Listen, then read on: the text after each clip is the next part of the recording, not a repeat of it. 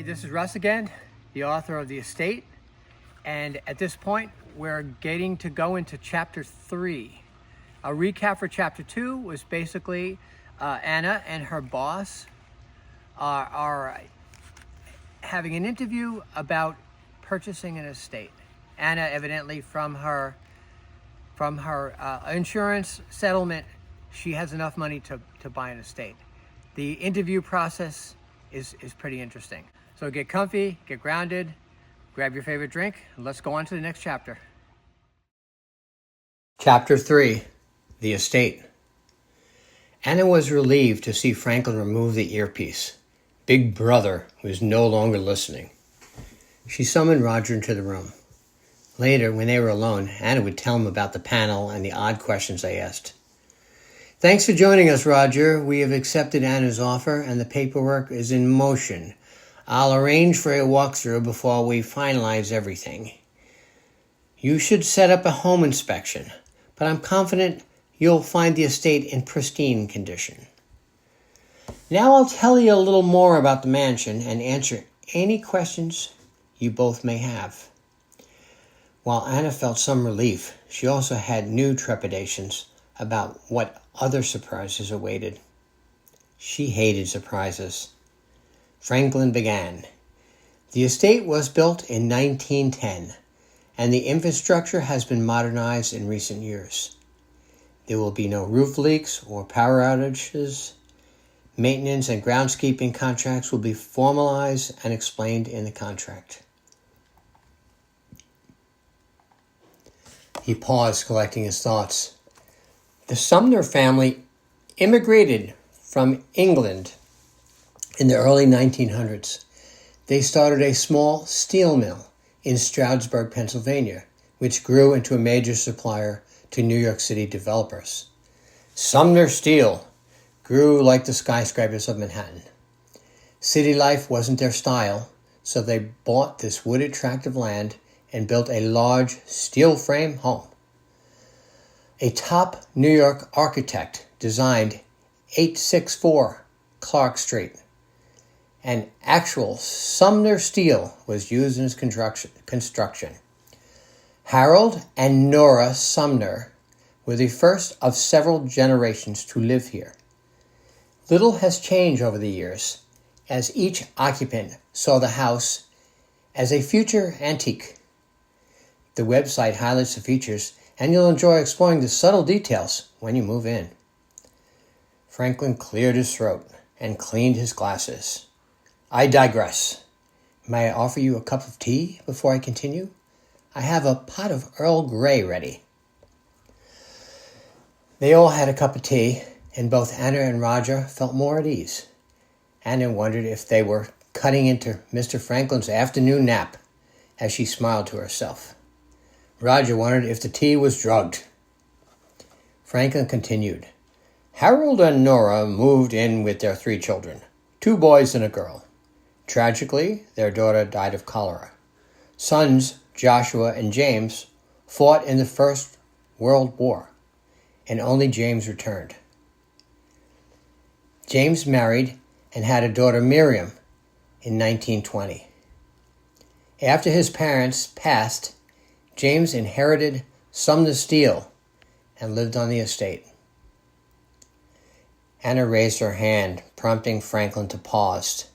His monologue was a lot of information, much of which she already knew. What I like about the property is how wooded and natural it is. It seems so well preserved, Anna interjected. Franklin smiled awkwardly. James was an avid sharpshooter, hunter, and outdoors person. He stocked the property with pheasant and widened the pond for fishing. His daughter Miriam became a bit of a tomboy, learning to ride a horse, cast a line, and shoot a gun. Anna appeared lost in thought for a moment. What's with the giant portrait of the woman? She was beautiful. Franklin answered quickly. James never had a second child, but he had a well-known mistress. He commissioned a local artist to paint her portrait, which hangs in the library. The biggest mystery is why his wife tolerated it. His daughter Miriam always hated it. There's not much more to say about James. When he retired, Miriam took over his business. Roger interrupted. The name Miriam Sumner comes up in a lot of records. Tell us about her. Franklin shuffled papers and produced a grainy photograph of a rather masculine-looking woman. Miriam was certainly interesting and bright. She was a keen business person and noticed America's growing dependence on foreign products, including steel. She sold the business before the industry collapsed and invested in startups. She had 2 sons, Grant and Jimmy, named James after her father. Her father was the only man she ever admired. Her love life was less successful. After 3 failed relationships, she lived alone with her sons. She was fiercely protective of them and lived with them until her death in 1989. Grant, as you know, recently passed, the last surviving Sumner. His brother Jimmy predeceased him. Franklin's long speech mercifully concluded.